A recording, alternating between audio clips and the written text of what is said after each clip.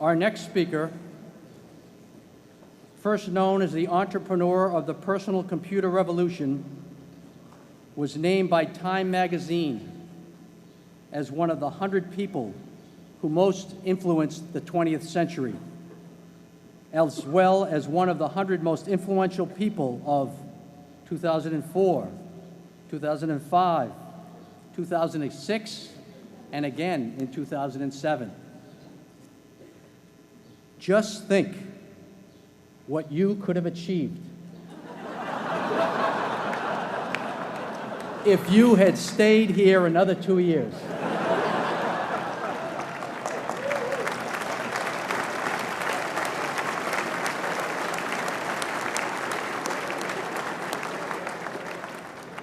He enrolled at Harvard in the fall of 1973, keenly interested in computer science, but without a definite study plan.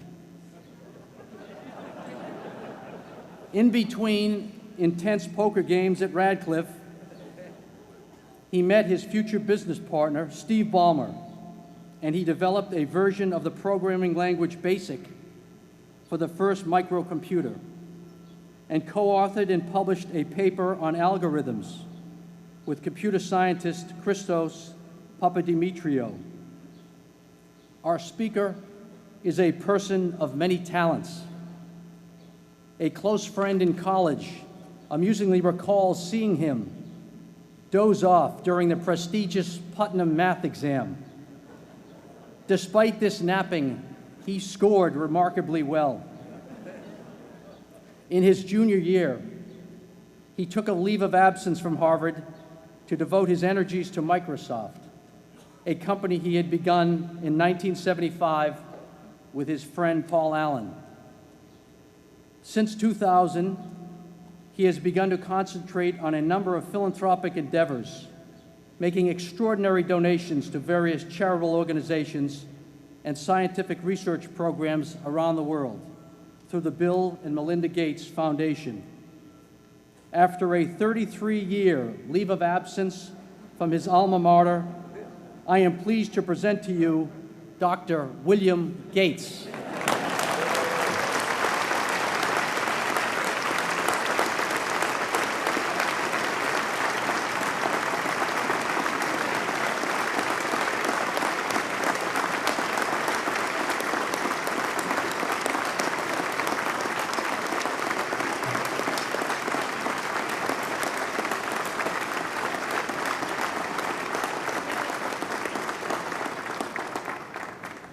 Thank you. President Bach, former President Rudenstein, incoming President Faust, members of the Harvard Corporation and the Board of Overseers, members of the faculty, parents, and especially the graduates. I've been waiting more than 30 years to say this. Dad, I always told you I'd come back and get my degree.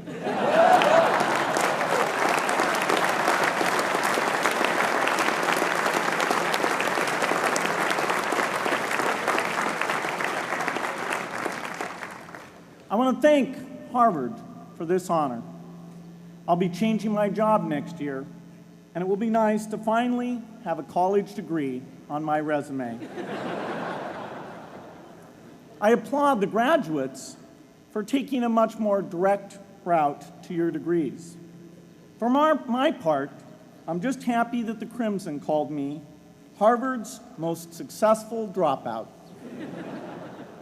I guess that makes me valedictorian of my own special class. I did the best of everyone who failed.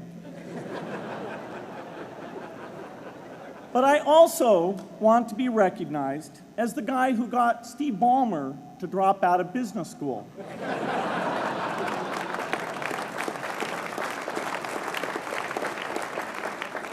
I'm a bad influence. That's why I was invited to speak at your graduation. If I'd spoken at your orientation, fewer of you might be here today.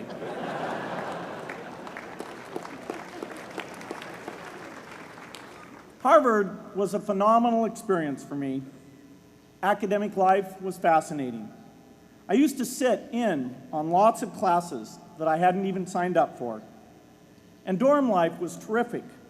I lived up at Radcliffe in Currier House.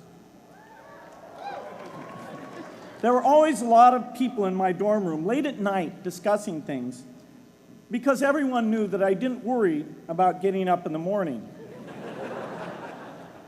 That's how I came to be the leader of the antisocial group. We clung to each other as a way of validating our rejection of all those social people. Radcliffe was a great place to live. There were more women up there, and most of the guys were math science types. The combination offered me the best odds, if you know what I mean. That's where I learned the sad lesson that improving your odds doesn't guarantee success. One of my biggest memories of Harvard came in January 1975 when I made a call from Currier House to a company in Albuquerque, New Mexico that had begun making the world's first personal computer. I offered to sell them software. I worried they would realize I was just a student in a dorm and hang up on me. Instead, they said, "We're not quite ready. Come see us in a month," which was a good thing because we hadn't written the software yet. From that moment, I worked day and night on the extra credit project that marked the end of my college education and the beginning of a remarkable journey with Microsoft. What I remember above all about Harvard was being in the midst of so much energy and intelligence. It could be exhilarating, intimidating, sometimes even discouraging, but always challenging. It was an amazing privilege, and though I left early, I was transformed by my years at Harvard, the friendships I made, and the ideas I worked on. But taking a serious look back, I do have one big regret. I left Harvard with no real awareness of the awful inequities in the world, the appalling disparities of health and wealth and opportunity that condemn millions of people to lives of despair. I learned a lot here at Harvard about new ideas in economics and politics. I got great exposure to the advances being made in the sciences. But humanity's greatest advances are not in its discoveries, but in how those discoveries are applied to reduce inequity.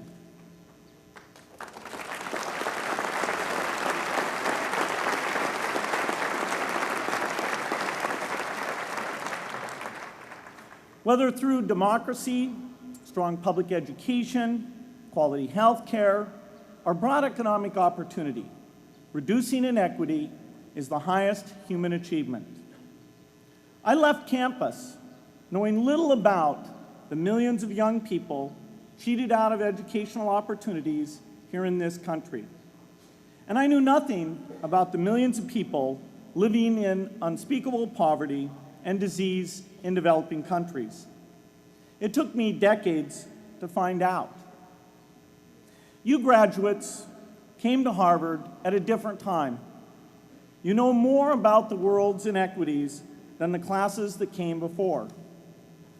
In your years here, I hope you've had a chance to think about how, in this age of accelerating technology, we can finally take on these inequities and we can solve them. Imagine, just for the sake of discussion, that you had a few hours a week and a few dollars a month to donate to a cause. And you wanted to spend that time and money where it would have the greatest impact in saving and improving lives. Where would you spend it? For Melinda and I, the challenge is the same. How can we do the most good for the greatest number with the resources we have? During our discussions on this question, Melinda and I read an article about the millions of children who are dying every year in poor countries from diseases that we had long ago made harmless in this country. measles, malaria, pneumonia, hepatitis B, yellow fever. One disease that I had never heard of, rotavirus, was killing 500,000 children each year, none of them in the United States. We were shocked. We had assumed that if millions of children were dying and they could be saved, the world would make it a priority to discover and deliver the medicines to save them. But it did not.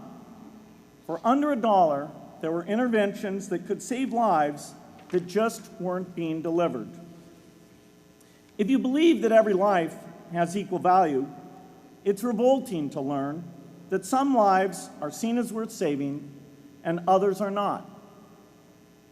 We said to ourselves, this can't be true, but if it is true, it deserves to be the priority of our giving. So we began our work in the same way anyone here would begin it. We asked, how could the world let these children die? The answer is simple and harsh. The market did not reward saving the lives of these children, and governments did not subsidize it.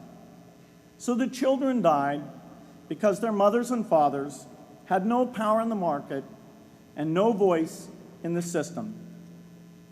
But you and I have both. We can make market forces work better for the poor if we can develop a more creative capitalism. If we can stretch the reach of market forces so that more people can make a profit, or at least earn a living, serving people who are suffering from the great inequities. We can also press governments around the world to spend taxpayer money in ways that better reflect the values of the people who pay the taxes. If we can find approaches that meet the needs of the poor in ways that generate profits for business and votes for politicians, we will have found a sustainable way to reduce inequity in the world. Now, this task is open-ended. It can never be finished. But a conscious effort to answer this challenge can change the world. I'm optimistic that we can do this. But I talk to skeptics who claim there is no hope. They say, inequity has been with us since the beginning and will be with us until the end, because people just don't care. I completely disagree. I believe we have more caring than we know what to do with. All of us here in this yard, at one time or another, have seen human tragedies that broke our heart, and yet we did nothing, not because we didn't care, but because we didn't know what to do. If we had known how to help, we would have acted. The barrier to change is not too little caring. It is too much complexity. To turn caring into action, we need to see a problem, see a solution, and see the impact. But complexity blocks all three steps. Even with the advent of the internet and 24-hour news, it is still a complex enterprise to get people to truly see the problems. When an airplane crashes, officials immediately call a press conference. They promise to investigate, determine the cause, and prevent similar crashes in the future. But if the officials were brutally honest, they would say, of all the people in the world who died today from preventable causes, 0.5% were on this plane. We're determined to do everything possible to solve the problem that took the lives of the 0.5%. The problem is not just the plane crash, but the millions of preventable deaths. We don't read much about these deaths. The media covers what's new, and millions of people dying is nothing new. So it stays in the background where it's easy to ignore. But even when we do see it or read about it, it's difficult to keep our eyes on the problem. it's difficult to look at suffering if the situation is so complex that we don't know how to help. And so we look away. If we can really see a problem, which is the first step, we come to the second step, cutting through the complexity to find a solution. Finding solutions is essential if we want to make the most of our caring. If we have clear and proven answers anytime an organization or individual asks, "How can I help?" then we can get action, and we can make sure that none of the caring in the world is wasted. But complexity makes it hard to mark a path of action for everyone who cares, and makes it hard for their caring to matter. Cutting through complexity to find solutions runs through 4 predictable stages: determine a goal, find the highest impact approach, deliver the technology ideal for that approach, and in the meantime, use the best application of technology you already have, whether it's something sophisticated like a new drug or something simple like a bed net. The AIDS epidemic offers an example. The broad goal, of course, is to end the disease. The highest leverage approach is prevention. The ideal technology would be a vaccine that gives lifelong immunity with a single dose. So governments, drug companies, and foundations are funding vaccine research.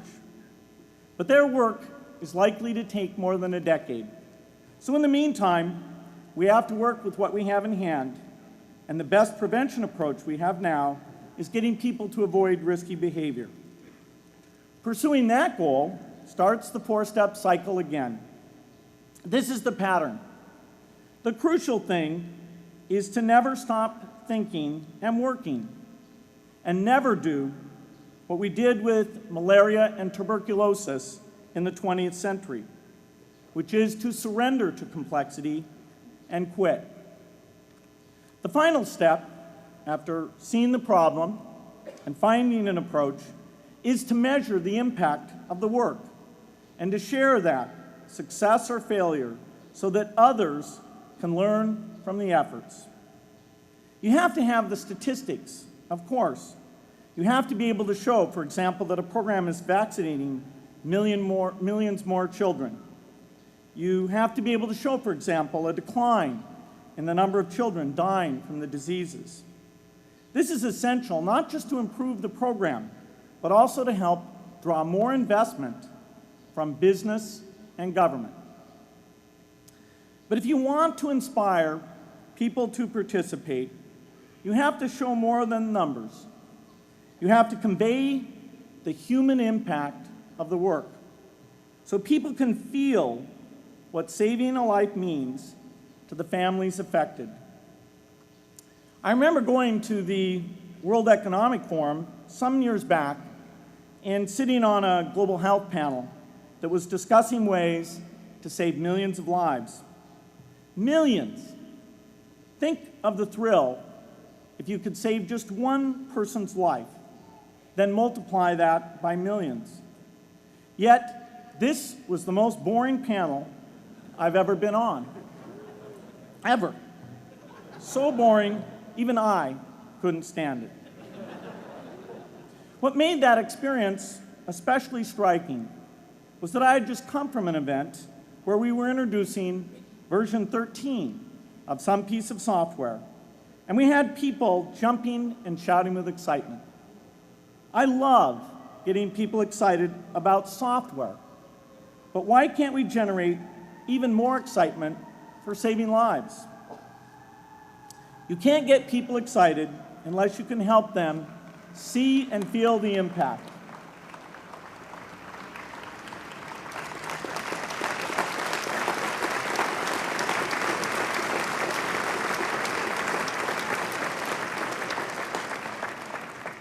The way to do that is another complex question. Still, I'm optimistic. Yes, inequity has been with us forever, but the new tools we have to cut through complexity have not been with us forever. They are new. They can help us make the most of our caring, and that's why the future can be different from the past. The defining and ongoing innovations of this age, biotechnology, the personal computer, and the internet, give us a chance we've never had before to end extreme poverty and end death from preventable disease. 60 years ago, George Marshall came to this commencement, and he announced a plan to assist the nations of post-war Europe. He said, I quote, "I think one difficulty is that the problem is one of such enormous complexity that the very mass of facts presented to the public by press and radio make it exceedingly difficult for the man in the street to reach a clear appraisement of the situation. It is virtually impossible at this distance to grasp at all the real significance of the situation." 30 years after Marshall made his address, which was 30 years ago, as my class graduated without me, technology was emerging that would make the world smaller, more open, more visible, less distant. The emergence of low-cost personal computers gave rise to a powerful network that has transformed opportunities for learning and communicating. The magical thing about this network is not just that it collapses distance and makes everyone your neighbor. It also dramatically increases the number of brilliant minds we can bring in to work together on the same problem. And it scales up the rate of potential innovation to a staggering degree. At the same time, for every person who has access to this technology, 5 people don't. That means many creative minds are left out of this discussion. Smart people with practical intelligence and relevant experience who don't have the technology to hone their talents or contribute their ideas to the world. We need as many people as possible to gain access to this technology because these advances are triggering a revolution in what human beings can do for one another. They are making it possible, not just for national governments, but for universities, corporations, small organizations, and even individuals to see problems, see approaches, and measure the impact of their efforts to address the hunger, poverty, and desperation George Marshall spoke of 60 years ago. Members of the Harvard family, here in the yard is one of the great collections of intellectual talent in the world. For what purpose? There is no question that the faculty, the alumni, the students, and the benefactors of Harvard have used their power to improve the lives of people here and around the world. But can we do more? Can Harvard dedicate its intellect to improving the lives of people who will never even hear its name? Let me make a request of the deans and the professors, the intellectual leaders here at Harvard. As you hire new faculty, award tenure, review curriculum, and determine degree requirements, please ask yourself, should our best minds be more dedicated to solving our biggest problems? Should Harvard encourage its faculty to take on the world's worst inequities?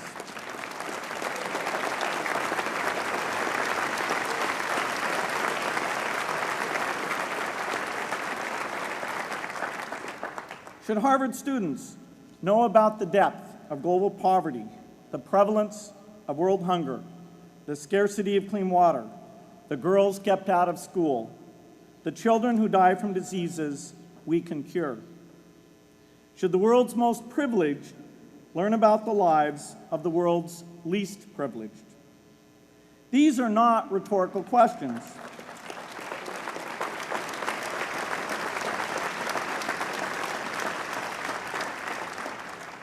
You will answer with your policies.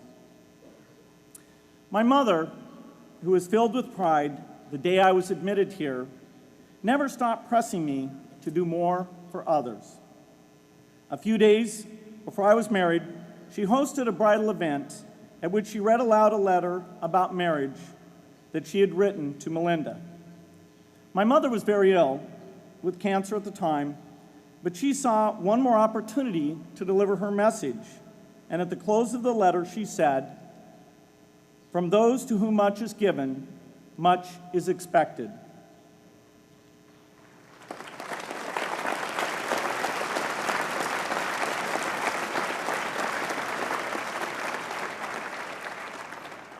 When you consider what those of us here in this yard have been given in talent, privilege, and opportunity, there is almost no limit to what the world has a right to expect from us.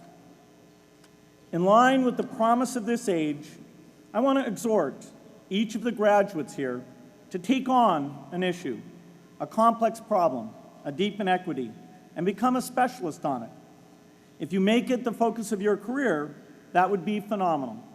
But you don't have to do that to make an impact. For a few hours every week, you can use the growing power of the internet to get informed, find others with the same interests, see the barriers, and find ways to cut through them. Don't let complexity stop you. Be activists. Take on big inequities. I feel sure it will be one of the great experiences of your lives. You graduates are coming of age in an amazing time. As you leave Harvard, you have technology that members of my class never had. You have awareness of global inequity, which we did not have. And with that awareness, you likely also have an informed conscience that will torment you if you abandon these people whose lives you could change with modest effort. You have more than we had. You must start sooner and carry on longer. And I hope you will come back here to Harvard 30 years from now and reflect on what you have done with your talent and your energy. I hope you will judge yourselves not on your professional accomplishments alone, but also on how well you have addressed the world's deepest inequities, on how well you treated people a world away who have nothing in common with you but their humanity. Good luck.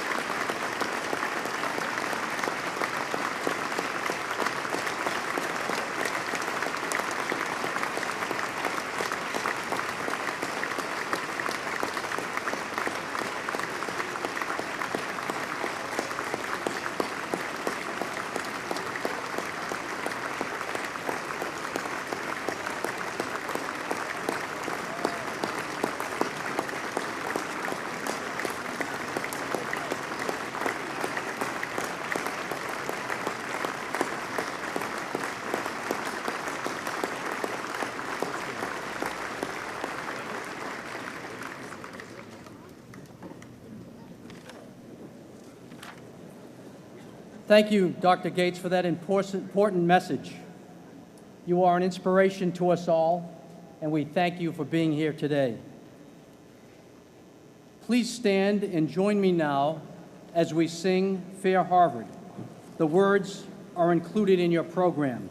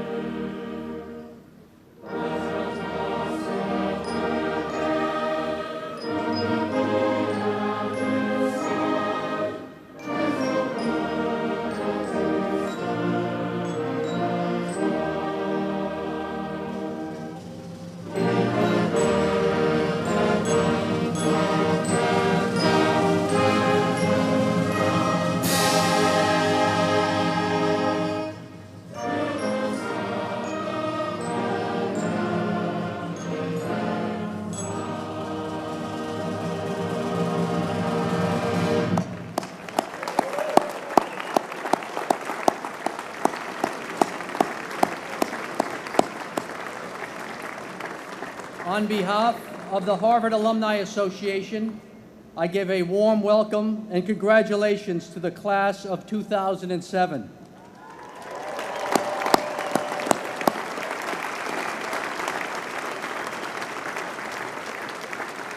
I hope you will return often to Cambridge and will remain engaged with our university through the many activities offered by the HAA and the Harvard clubs around the world. In closing, let me quickly add, this year, Harvard is extending a warm welcome to the Cambridge Ridge and Latin School as they celebrate their graduating senior class. This ceremony will be held right here, beginning at 6:30. Our remarkable operations crew will now be getting this space ready for that ceremony. So it's been great to have you all here. I hereby declare that the 2007 meeting of the Harvard Alumni Association is adjourned to be reconvened on June 5th, 2008. Thank you all for coming. And Nancy, we have just heard some very exciting talks, one by Derek Bach, one by Bill Gates, and another afternoon exercise has come to the end. Tell me your impressions.